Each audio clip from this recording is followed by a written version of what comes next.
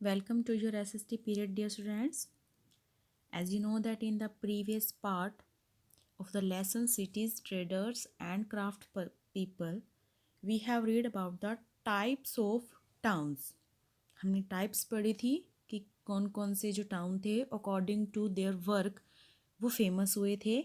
Like some town were famous as port town, Masulipatnam, Goa, Cochin, like, and some towns are famous famous as founded towns like Moradabad, Hyderabad, Ghaziabad, जो specially किसी के purpose के लिए या किसी द्वारा फाउंड किए गए, Shahjahanabad. And some towns were famous for their trade and commerce, तो ट्रेड और कॉमर्स के लिए ज़्यादा फेमस हो गए तो वो क्या बन गए, ट्रेडिंग टाउन्स बन गए. For example Banaras, okay, textile clothes के लिए. एंड कुछ टाउन ऐसे थे जो पिलग्रिमेज यानी कि टेम्पल टाउन के नाम से फेमस हुए. For example Banaras, okay. तो ये कुछ ऐसे हमने टाइप्स पढ़ी थी जहाँ हमने टाउन्स के डिफरेंट डिफरेंट जो टाइप्स थी वो उनके वर्क के अकॉर्डिंग ही डिवाइड हुई. अब हम कुछ फेमस टाउन जो उस टाइम के कुछ स्पेसिफिक टाउन्स थे उनके बारे में पढ़ेंगे. And before going to start the topic, first of all you will write down today's date and then you will start this topic. Okay, let's start. Surat is a major port city. Surat जो है वो कहाँ पर है, अगर हम हमारे India की बात करें तो सूरत जो है ये गुजरात का एरिया है. यहाँ गुजरात के एरिया में, जस्ट ए मिनट, अगर हम बात करते हैं हमारे पेनिनसुलर इंडिया पार्ट की, तो गुजरात का जो ये वाला पार्ट है यहाँ पर इस एरिया में यहाँ पे क्या है, सूरत है. Surat is a major port city. एक पोर्ट सिटी है. क्यों पोर्ट सिटी है? क्योंकि समुद्र के साथ लगता हुआ एरिया है तो यहाँ पे जो शिप्स वगैरह आकर के रुकती थी. And trading town of medieval India, तो मेडाइवल इंडिया में सबसे ज़्यादा जो ट्रेड होता था, ट्रेडिंग सेंटर हुआ करता था एक बहुत अच्छा, Surat. It is located in the west India. ये वेस्टर्न साइड है तो ये कहाँ लोकेट है, वेस्ट इंडिया में, on the coast of Gujarat. और इसका स्टेट कौन सा है, Gujarat. It gained prominence as an important centre of trade from 16th century onward.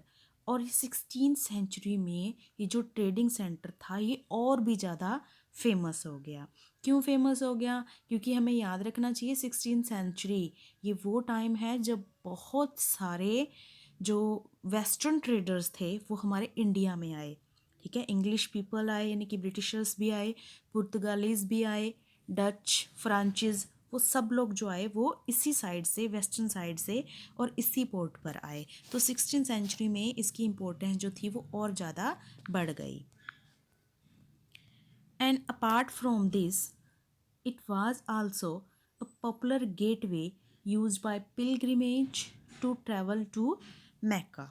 और इसके अलावा ये एक गेटवे की तरह था.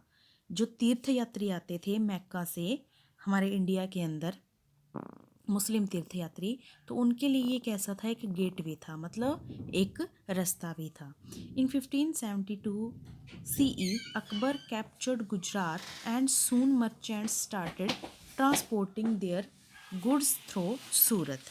तो कहते हैं 1572 में अकबर ने गुजरात का जो हिस्सा था उसको जीत लिया और जो मर्चेंट थे, व्यापारी थे, उन्होंने जो चीज़ें थी मुग़ल सम्राट के दौरान जो व्यापार होता था तो जो चीज़ों की ट्रांसपोर्टिंग थी वो सूरत के ज़रिए की जाती थी. Next one is goods like textile and indigo were transported from here, and this port town also served as the place from where commodities were sent to different parts of the empire. कहते कि इसके अलावा जो textile यानी कि जो कपड़ा होता था या जो नील जो कि हमारे इंडिया में अच्छा होता था, तो ये सब चीज़ें भी ट्रांसपोर्ट की जाती थी यहाँ से. और इसके अलावा ये जो पोर्ट था वो एक ऐसे प्लेस के रूप में भी अपनी सर्विस देता था जहाँ से चीज़ों को डिफरेंट एम्पायर के डिफरेंट पार्ट में भेजा जाता था. फॉर एग्ज़ाम्पल कि अगर हम बात करें इंडिया की, तो यहाँ पर जब व्यापार होता है तो सारी चीज़ें एक बार यहाँ पर आती हैं, इकट्ठी होती हैं और यहीं से ही बाहर जा रही हैं। तो यहाँ पर जो चीज़ें हैं वो अच्छा ट्रेडिंग सेंटर होने की वजह से अदर सिटीज़ में, अदर एरिया में भी आसानी से शिफ्ट किया जा सकता था, पहुँचाया जा सकता था। An imperial mint was also set up in Surat to encourage foreign trade. और यहाँ तक कि यहाँ पर जो एक तरह से कह सकते हैं कि जो राजा थे उन्होंने अपना एक एरिया यहाँ पे सेटअप कर लिया, यहाँ की रहने की जगह एक सेटअप कर ली सूरत के अंदर, ताकि जो फॉरेन ट्रेडर्स हैं उनको और भी ज़्यादा एनकरेज किया जा सके। It was thus easier for the foreign merchants to trade their currency for Mughal coins. तो अब क्योंकि देखो सूरत में मिंट सेटअप हो गया, मतलब वहीं पे ही करेंसी छापी जा रही है, चीज़ें भी बन रही हैं, करेंसी भी छप रही है। तो मिंट मिंट जो होता है वो करेंसी जिसके अंदर मतलब कॉइन छापते हैं ना, उसको मिंट बोलते हैं। ठीक है। और राजा महाराजा के टाइम में क्या चलती थी, सोने की या चांदी की मोहरें चलती थी, यानी कि सिक्के चलते थे।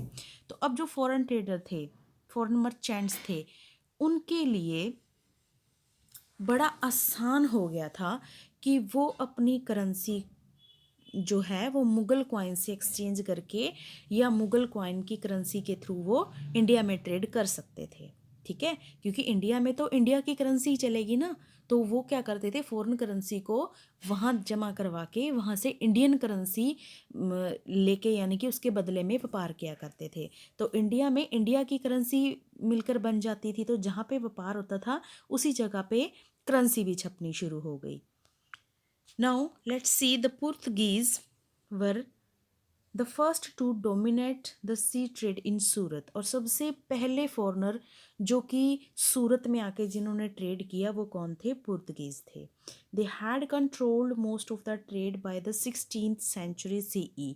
और 16th सेंचुरी तक उन्होंने ज़्यादातर जो हमारे इंडिया का ये वाला हिस्सा था, ठीक है, ये वाला कोस्टल प्लेन था, इस पूरे एरिया को अपने कंट्रोल में कर लिया था।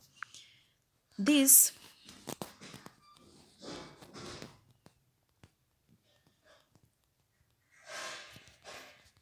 yes, this came to an end with the special concession given to the English East India Company।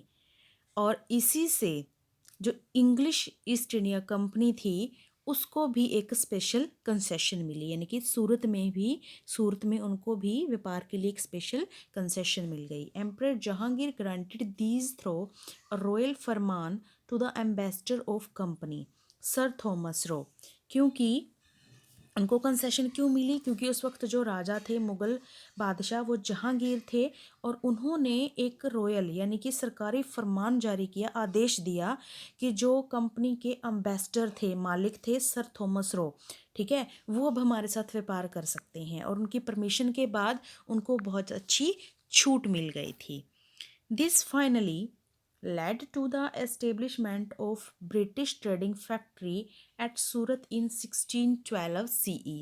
और इसी परमिशन से, इसी कंसेशन से फाइनली जो ब्रिटिश लोग थे उन्होंने अपनी ट्रेडिंग फैक्ट्री सेटअप की सूरत में, कब, 1612। However, it should be remembered that English ships started coming to Surat for the first time in 1600 CE। हालांकि जो इंग्लिश लोग थे, यानी कि जो ब्रिटिशर्स थे, अंग्रेज थे, वो 1608 में भी आए थे सूरत में, मतलब अपना व्यापार करने के लिए। लेकिन उस वक्त किसी कारण से उनको जो है परमिशन नहीं मिली वहाँ पर, और वहाँ पे पुर्तगाली पहले ही बैठे हुए थे, तो वो अपना डोमिनेशन स्थापित नहीं कर पाए। और फाइनली 1612 में जाकर उनको ये परमिशन मिल गई और उन्होंने अपनी फैक्ट्री सेटअप कर ली। Merchants belonging to different communities lived and carried out trade in Surat. तो अलग अलग कम्युनिटीज़ के जो मर्चेंट थे, यानी कि अलग अलग कास्ट के, अलग अलग जाति के जो मर्चेंट थे या अलग अलग काम से रिलेटेड जो मर्चेंट थे, वो वहाँ पे आके रहते थे और अपना व्यापार किया करते थे। These included Multanis, Kashmiris, Muslim merchants of the Bohra communities the Banias of Rajasthan and Gujarat. तो ये सारे जाति के लोग थे जो वहाँ पर क्या किया करते थे, ट्रेड किया करते थे। Again repeat, Multanis, Kashmiris, Muslim merchant of Bohra communities and Banias of Rajasthan and Gujarat. तो ये सारी कम्युनिटीज़ थी जो वहाँ पे व्यापार किया करती थी। Many Arab, Turkish, Parsi and Armenian merchants could also be found there. वो तो कौन थे, देश के मर्चेंट थे, इंडिया के ही थे, लेकिन ये कौन थे, सारे के सारे विदेशी थे। अरब भी थे, तुर्किश भी थे, पारसी भी थे और अर्मेनियम भी थे। तो ये सारे लोग थे जो सूरत में ही ट्रेड किया करते थे। इन 1723 CE, the Marathas attacked Surat, and this led to a decline in trading activities as the merchants faced losses in the year following the attack. तो जो इतना फेमस सेंटर था सूरत का, 1723 में जब मराठाओं ने सूरत पर अटैक किया, तो उसके बाद से जो ट्रेडिंग एक्टिविटी थी सूरत से होने वाली, वो लगातार क्या होती चलेगी, फेस्ड लॉसेस, मतलब लगातार नीचे होती चलेगी। और जो मर्चेंट थे उनको भी बहुत घाटा पड़ा। तो धीरे धीरे जो सूरत का एक अच्छा व्यापारिक केंद्र जो था वो धीरे धीरे डाउन की तरफ चला गया। The English soon manage to control half of the trade here and establish themselves as a major trading corps.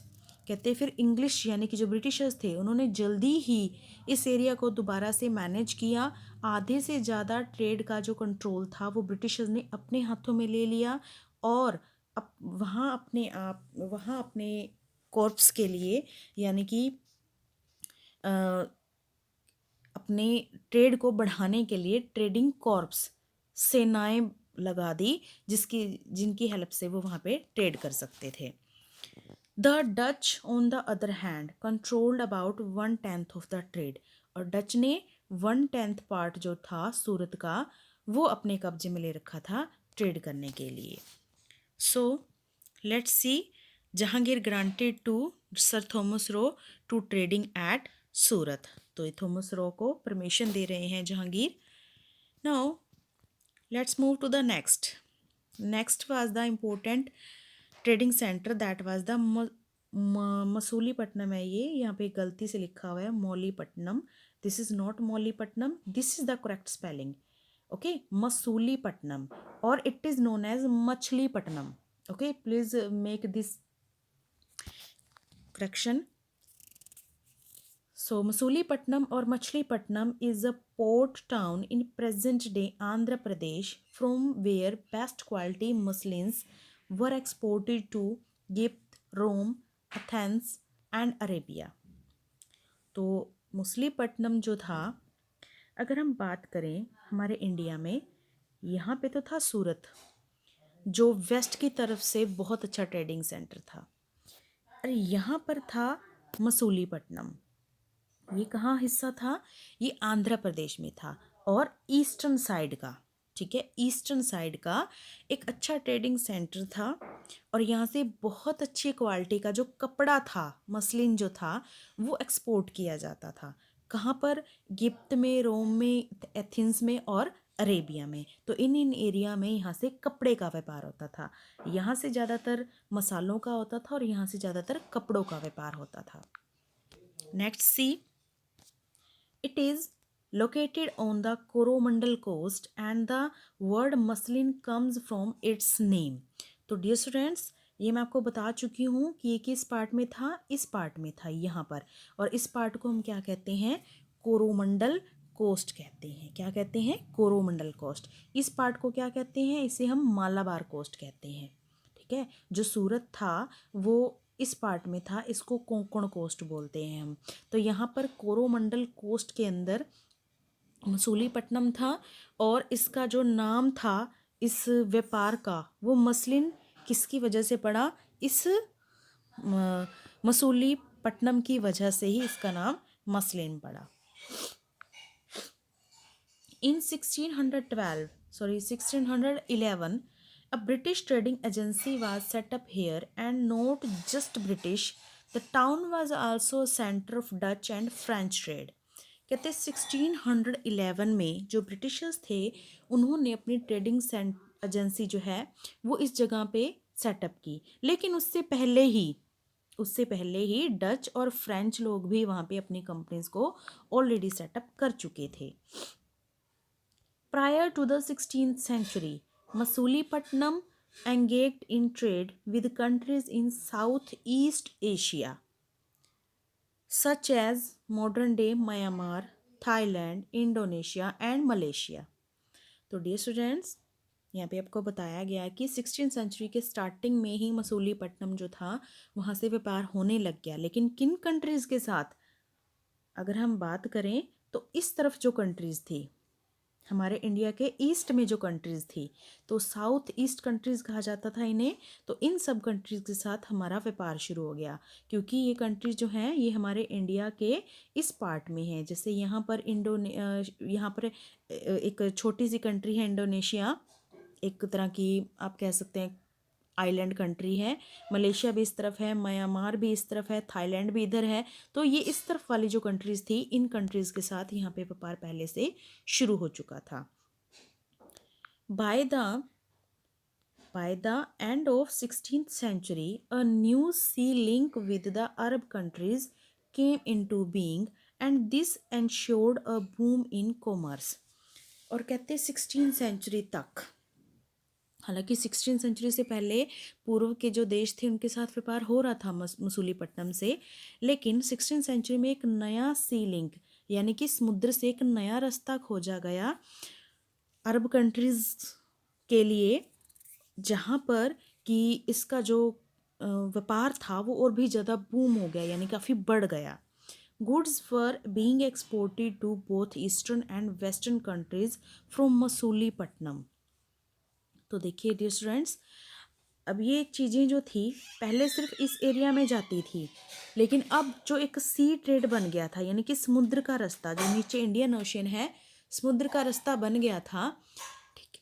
तो उसकी वजह से अब जो चीज़ें थी वो ईस्ट और वेस्ट दोनों तरफ ही शिफ्ट होती थी, तो ट्रेड जो था वो काफ़ी अच्छे लेवल पर बढ़ गया। Muslin, diamonds and chintz were the main items of export. एक तो मसलिन डायमंड यानी कि मसूलीपट्टनम से निकलने वाला डायमंड बहुत फेमस हो गया, और दूसरा चिन होता है कि वाइट कॉटन क्लॉथ जो होते हैं उनको चिन्स बोलते हैं। तो चिन जो थे ये मेन आइटम्स थी उस टाइम एक्सपोर्ट करने वाली।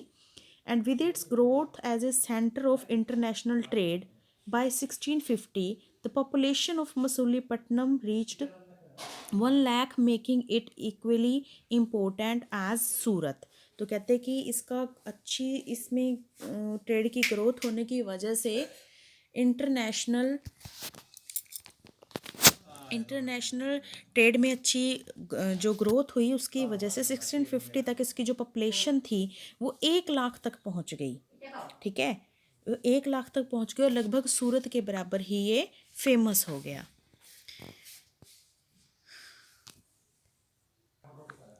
In the 17th century,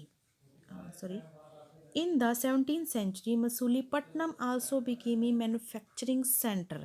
तो 17th सेंचुरी तक जो मसूलीपट्टनम था मैन्युफैक्चरिंग, यहाँ पे यानी कि चीज़ें अब वहीं पे ही बनाई जाने लगी, एक मैन्युफैक्चरिंग सेंटर भी बन गया। प्रोड्यूसिंग, देख लीजिए ये आपको यहाँ पे जीन्स फैब्रिक और मसलिन के बारे में यहाँ दिखाया गया, okay. Yes, producing high quality textile. तो 17th सेंचुरी तक जो मसूलीपट्टनम था वहाँ पे हाई क्वालिटी टेक्सटाइल प्रोड्यूस होने लगा। इट दस became a city of viewers and dyers who supplied cloth for the nobles and the Mughal court. तो उस टाइम ये जो था एक ऐसी सिटी बन गई, फेमस सिटी, जो वहाँ पे वीवर यानी कि बुनने वाले और डाई करने वाले रहते थे, और जो कि नोबल्स और मुगल कोर्ट्स के लिए क्लॉथ सप्लाई किया करते थे। According to the Francois Bernier, the tents were Aurangzeb held court while traveling from Delhi to Lahore were lined with beautifully hand printed chins manufactured for the purpose at Masulipatnam. तो dear students, यहाँ पे बताया गया है François Bernier ने कहा है कि जो टेंट थे औरंगजेब के कोर्ट में लगाए गए थे, ठीक है, जब वो दिल्ली से लाहौर की तरफ मतलब शिफ्ट हुए, ठीक है, तो दिल्ली से लाहौर तक उसके पूरे एरिया में जो टेंट्स थे वो ब्यूटीफुली लाइंड किए जाते थे। किसके द्वारा? हैंड पेंटेड चिंट के द्वारा, जो कि कहाँ बनता था? मसूलीपट्टनम में बनता था। Okay, now let's we read the next important centre, that is the Hampi. Yes dear students, so before going to read about the Hampi, let's see in the map. Okay, we have read about Surat. Surat is here on the western coast, यानी कि पश्चिमी तट पर है ये। कहाँ पे आता है? गुजरात में आता है। And Masulipatnam, it is on the eastern coast, eastern coast area है ये कहाँ पर आता है? आंध्र प्रदेश में आता है। And now we will read about the Hampi. Okay, it's also near about the western coast. Okay, तो ये कहाँ पे है? ये नियर अबाउट कर्नाटका या केरला के अंदर ही आता है ये। ओके, तो हम है ये भी साउदर्न पार्ट, और अब हम इसके बारे में अच्छे से पढ़ेंगे। Okay, so after seeing it, now let's start. Yes, Hampi. Hampi served as the capital city of the Vijayanagar Empire, which existed in present day Karnataka. Okay, यही कहा था ना मैंने आपको, ये कर्नाटका या हो सकता है कि केरला की बाउंड्री पर हो, तो कर्नाटका के अंदर आता है ये। From 1336 CE to 1565 CE। तो डियर स्टूडेंट्स, जो हम्पी था वो सबसे पहले फेमस क्यों हुआ? एक कैपिटल सिटी के रूप में फेमस हुआ। किसकी कैपिटल थी ये? विजयनगर एम्पायर की कैपिटल थी, जो कर्नाटका के अंदर था। कब? 1336 से 1565 तक। Also known as Vijayanagar and Virupakshapura. Virupaksha was the patron deity of the Vijayanagar ruler. तो डियर स्टूडेंट्स, इसको विजयनगर भी कहा जाता है या विरूपक्षा भी कहा जाता है। तो विरूपक्षापुरा, तो कहते जो विरूपक्षा है वो कौन था? वो एक विजयनगर रूलर का डाइटी था, यानी कि उसका एक तरह से सेवा करने वाला कह सकते हैं आप इसको। It is located on the bank of the river Tungabhadra. तो हम्पी कहाँ सिचुएटेड है? तुंगभद्रा रिवर के किनारे पर है। It has the river on one side and granite ridge on the other 3 sides, making it easy to defend. तो कहते हैं कि इसके एक साइड में तो क्या है? तुंगभद्रा रिवर है, और बाकी तीनों पर क्या है? तीनों साइड से ग्रेनाइट की रिज है, मतलब एक सर्कल बना हुआ है ग्रेनाइट का, और एक तरफ से क्या है? रिवर है। तो इस तरीके से ये जो हम्पी है ये चारों साइडों से डिफेंड हो जाता है, यानी कि कवर हो जाता है और सेफ रहता है। Vijayanagar empire was establish in 1336 by Harihara and Bukka. तो विजयनगर एम्पायर किसका था? पर्टिकुलरली कौन राजा थे? 2 राजा थे, Harihara and Bukka. Okay, let's see. This is the pic of Harihara and Bukka. Now let's read more about the Hampi. It reached its glory during the reign of Krishan Dev Rai, who ruled from 1509 CE to 1529 CE। तो वैसे तो विजयनगर की capital था हम्पी, वैसे ही थोड़ा famous था, but ये अपने यानी कि अदर एरिया में फेमस कब हुआ? जब कृष्ण देव राय का रूल आया उसके ऊपर 1509 से 1529 तक। The empire attract many foreign traveller who also left behind detailed account of the empire and its capital। तो कहते हैं उस वक्त ये जो एम्पायर था ये इतना फेमस हो गया कि इसने फॉरेन ट्रैवलर को भी अट्रैक्ट किया। फॉरेन ट्रैवलर भी आए कृष्णदेव राय के टाइम में, जिन्होंने अपने बहुत सारे अकाउंट्स लिखे, रचनाएं दी इस एम्पायर के बारे में भी और उसकी कैपिटल हम्पी के बारे में भी। Some of these travelers are the Italian Niccolo Conti and the Portuguese Domingo Paes and the Persian emissary अब्जुर Razzaq. तो ये सारे फॉरेन ट्रैवलर थे जो हम्पी के अंदर आए थे और जिन्होंने हम्पी का जिक्र किया था। The account of Domingo Paes provide vivid descriptions of the empire. जो मतलब डोमिंगो पेज था उसने बहुत सारे डिस्क्रिप्शन यानी कि बहुत कुछ लिखा इस एम्पायर के बारे में। He had visited the court of Krishnadev Rai and wrote about the capital Hampi, its people and its economy। तो उस पर्सन ने कृष्णदेव राय के पूरे कोर्ट को, पूरे महल को बहुत अच्छे से विजिट किया और वो उसकी कैपिटल हम्पी के बारे में, वहाँ के लोगों के बारे में, वहाँ की आर्थिक स्थिति, इकोनॉमी के बारे में बहुत कुछ लिखा। So let's see, you can see this is the pic ruins of Vijayanagara empire. तो विजयनगर के कुछ जो अवशेष बचे हुए हैं ये वो बताए गए हैं आपको। Vijayanagara empire was rich in resources which ensured a thriving economy for the capital city Hampi. कहते कि विजयनगर अम्पायर जो था वो किस में रिच था? रिसोर्सेज में रिच था। ग्रेनाइट के बारे में हम पढ़ चुके हैं ना कि उसके तीनों तरफ से जो थे एक तरह से ग्रेनाइट था और बीच बीच में था हम्पी, एक साइड से रिवर थी। तो जिसने हम्पी को, उसकी कैपिटल सिटी हम्पी को क्या कर दिया? इकोनॉमिकली बहुत ही रिच कर दिया, बहुत ही यानी कि अमीर बना दिया। द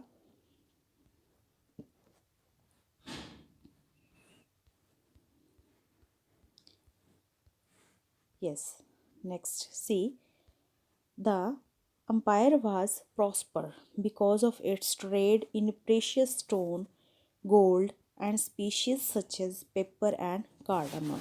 तो हम्पी या विजयनगर के अंदर ही, विजयनगर के पास ही एक पहाड़ी भी है जिसको कार्डेमम पहाड़ी कहा जाता है। उस पहाड़ी के ऊपर काली मिर्च और इलायची की बहुत अच्छी खेती होती है। वो पार्ट जो है ज़्यादातर केरला में आता है, तो उसका कुछ हिस्सा यहाँ भी है। तो कहते कि ये जो हम्पी था वो इसलिए भी प्रॉस्पर था, इसलिए भी रिच था क्योंकि एक तो स्टोन का, ग्रेनाइट स्टोन का, गोल्ड का, और जो मसाले थे पेपर और कार्डेमम, इनका ट्रेड भी हम्पी में बहुत अच्छा होता था। तो हम्पी जो था ऑलमोस्ट हर तरह के ट्रेड के लिए फेमस था।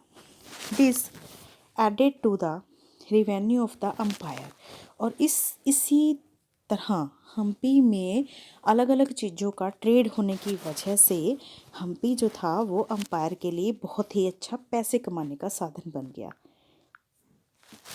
China imported goods like cotton, spices, jewels, semi-precious stones, ivory, rhino horn, ebony, amber, coral, and aromatic products like perfume from the Vijayanagara empire. ये वो सारी की सारी चीज़ें हैं जिनको चाइना हमारे इंडिया से इम्पोर्ट किया करता था। ठीक है, यानी कि इन सब चीज़ों का व्यापार हम चाइना के साथ करते थे। कहाँ से? हम्पी के थ्रू। अब हम्पी वैसे हमने देखा है कि थोड़ा दूर है कोस्टल एरिया से, बट उसके पास जो रिवर बह रही है तुंगभद्रा, उसकी तुंगभद्रा जो है वो जाके फाइनली जो अरब सागर में मिलती है, तो उसकी हेल्प से वहाँ पर जो ट्रेड कर था वो करना ईजी हो गया।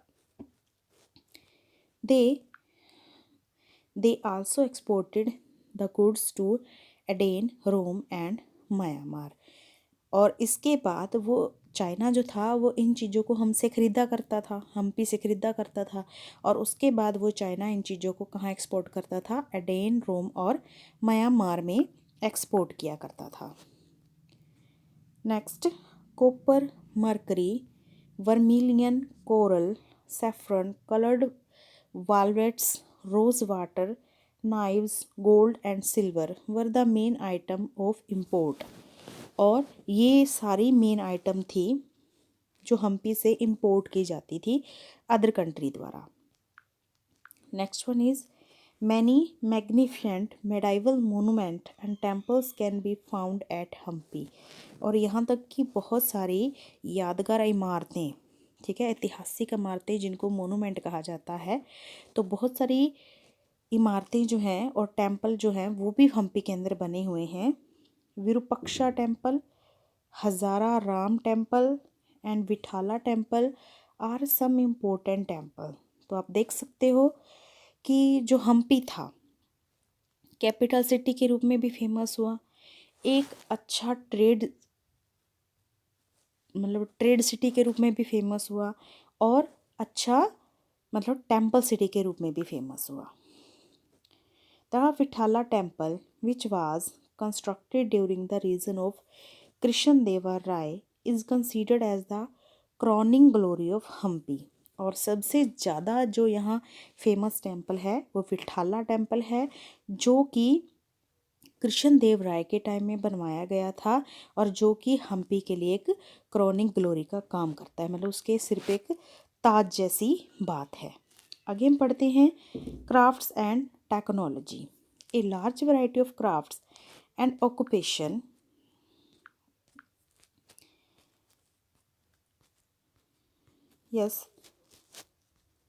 Existed in medieval India. तो बहुत सारे तरह के क्राफ्ट और ऑक्यूपेशन जो थे वो मेडाइवल पीरियड में एग्जिस्ट हुए, फैले। Some of these were stone cutters, masons, carpenters, weaver, tailors, oil pressers, painters and shoe makers. तो बहुत सारे तरह के नए काम लोग करने लग गए थे इस टाइम पे। तो ये सारे क्राफ्ट्स थे जो उस टाइम पे डेवलप हुए। A demand for luxury goods was created because of the lavish lifestyle of the upper classes।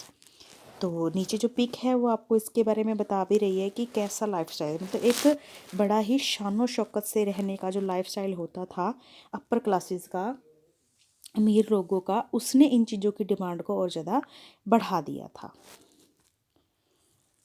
Let's see, this is the pic for lavish style. Okay, in medieval India, Bengal was a thriving center of commerce which produced fine cotton textile। तो medieval India में जो बंगाल था वो एक व्यापार का बहुत ही अच्छा सेंटर बना, जहाँ पे बहुत ही अच्छी क्वालिटी का कॉटन टेक्सटाइल बनाया जाता था, कॉटन का कपड़ा बनाया जाता था। Not only cotton luxuries, silk was produced under Mughal patronage. यहाँ तक कि सिर्फ कॉटन ही नहीं, बंगाल के अंदर सिल्क भी बहुत अच्छे लेवल पर बनाई जाती थी जब मुगल का शासन था। The British and Dutch merchants exported these textiles to Europe and other parts of Asia.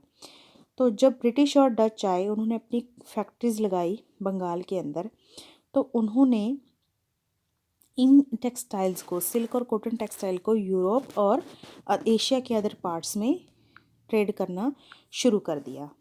Another major item of import was sugar. और इसके बाद अगली आइटम क्या थी इम्पोर्ट की? Sugar. Goods like furniture, jewellery, perfume etcetera were manufactured in the imperial karkhanas. तो जो महाराजाओं के बनाए हुए कारखाना थे, ठीक है, कारखाना था जो चीज़ें बनाने की जगह होती है उसको कारखाना कहा जाता था। तो जो इम्पीरियल कारखाना थे, महाराजाओं के जो कारखाना थे, उसमें स्पेशली फर्नीचर, ज्वेलरी, परफ्यूम, ये सब चीज़ें बनाई जाती थी। Villages also produced goods but on a smaller scale. गाँव में भी चीज़ें बनाई जाती थी लेकिन वो बहुत ही छोटे स्केल पर बनाई जाती थी। Technologically the Indian crafts people were commendable. तो जो हमारे इंडियन क्राफ्ट्स थे, बड़ी यूनिक और बड़ी अच्छी चीज़ें बनाया करते थे। According to British writer of the period, the Indian craftsman made better copies of model ships and the silk weavers could copy the most intricate European patterns. कहते कि जो एक ब्रिटिशर्स ने लिखा था, राइटर ने, कि जो इंडियन क्राफ्ट्समैन हैं वो किसी भी चीज़ की बहुत अच्छी, किसी भी मॉडल की बहुत अच्छी कॉपी तैयार कर सकते हैं, इतनी अच्छी उनके अंदर कला है। और अगर हम बात करें सिल्क वीवर जो है, वो भी यूरोपियन पैटर्न की बहुत अच्छी कॉपी करते हैं, बहुत अच्छा जो मटेरियल है वो बनाते हैं। मतलब कि उनके अंदर से वो चीज़ें नहीं निकली, क्रिएटिविटी से नहीं आई, लेकिन उन्होंने दूसरों को देखकर उसको कॉपी करके इन चीज़ों को बनाया था। Internal and foreign trade, this is the last topic, have patience and let it understand. Internal and foreign trade, तो अब हम देखते हैं मेडाइवल इंडिया के अंदर इंटरनल यानी कि इंडिया के अंदर कैसा ट्रेड होता था स्टेट्स के अंदर, और जो फॉरेन कंट्री के लोग थे उनके साथ कैसा ट्रेड होता था। मेडाइवल इंडिया सा both internal and foreign trade, दोनों तरह तरह के ट्रेड किए थे मेडाइवल इंडिया के टाइम में। Important items of internal trade include textiles from Bengal, spices from Kerala, rice and sugar from Kannauj and wheat from Punjab. तो कहते कि जो इंटरनल ट्रेड होता था उसमें कौन सी चीज़ें फेमस थी। एक तो बंगाल का कपड़ा जो अलग अलग एरिया में अलग अलग राज्यों में भेजा जाता था, और केरला के मसाले, राइस और शुगर कन्नौज से, और पंजाब से गेहूँ। तो ये चीज़ें थी जो उस टाइम पे ट्रेड के लिए बड़ी ही फेमस थी। कहाँ पे? इंटरनल ट्रेड के लिए। Being territory vast, land and sea routes were used to carry these goods. और ये चीज़ें सिर्फ इंटरनली नहीं बल्कि आउटसाइड यानी कि फॉरेन में भी भेजी जाती थी, ट्रेड की जाती थी। Ox drawn carts were important means of transport during this period. अब उस टाइम पे कोई मोटर गाड़ियाँ तो थी नहीं, तो कौन से कार्ट हुआ करती थी? ऑक्स ड्रॉन कार्ट, मतलब बैलगाड़ियाँ हुआ करती थी जिनके थ्रू ये जो माल था वो ट्रांसपोर्ट किया जाता था। बंजाराज और nomadic communities transported goods in their कारवांस। और उनको ट्रांसपोर्ट किया कौन करता था? इसके लिए स्पेशल एक कम्युनिटी थी जिसको बंजारा या नोमैडिक कम्युनिटी कहा जाता था। तो वो इकट्ठे, मतलब पूरे के पूरे जितने भी उनके कास्ट के लोग होते थे, पूरा एक गांव का गांव जितने जो लोग होते थे वो पूरा का पूरा गांव ही कुछ दिन यहाँ बसाया, फिर कुछ आगे चले, फिर कुछ दिन आगे बसाया। तो उनके उस बड़े ग्रुप को कारवां कहा जाता था। ठीक है, तो वो कारवां के रूप में जाते थे और चीज़ों को ट्रांसपोर्ट करते थे। For the comfort and safety of the traders many sarais and rest houses were constructed along the roads. कहते कि ऐसे इन बंजाराज लोगों के कारवां के लिए, ट्रेडर्स के लिए, उनकी सेफ्टी के लिए, कंफर्ट के लिए कुछ सराय, जिनको धर्मशाला वगैरह बोल देते हैं, या रेस्ट हाउस आराम घर बनाए जाते थे ताकि वो रास्ते में कुछ पल के लिए रुक के आराम कर सकें। Foreign trade played an important part in economy, and medieval India had trading relation with Europe, Persia, Africa, China, Burma, etc. कहते जो फॉरेन ट्रेड था उसने भी इंडियन इकोनॉमी या भारत को अमीर बनाने में बहुत ही अच्छा रोल प्ले किया, क्योंकि बहुत अच्छा मतलब ट्रेड किया करते थे फॉरेनर हमसे मेडाइवल इंडिया के टाइम से ही। तो किन किन के साथ हमारे रिलेशन थे? यूरोप, पर्शिया, अफ्रीका, चाइना और बर्मा। इसके अलावा कुछ और भी थे। Major item of export were textile, rice and spices. तो ये मेन आइटम थी, टेक्सटाइल, राइस और स्पाइसेस, जो कि यहाँ से एक्सपोर्ट की जाती थी। On the other hand horses, metals and luxury items were imported. और इसके बदले में हम विदेशों से क्या लेते थे? घोड़े, या फिर मेटल की चीज़ें, या फिर जो लग्जरी आइटम यानी कि कुछ और कीमती सामान, ये हम विदेशों से लिया करते थे, इंपोर्ट करते थे, और बदले में राइस, स्पाइसेस और टेक्सटाइल उनको एक्सपोर्ट किया करते थे। ट्रेड दस boosted the economy and brought about prosperity. तो इस प्रकार से जो ट्रेड था उसने बहुत हद तक फेमस कर दिया था कंट्री को भी और यहाँ के ट्रेड को भी।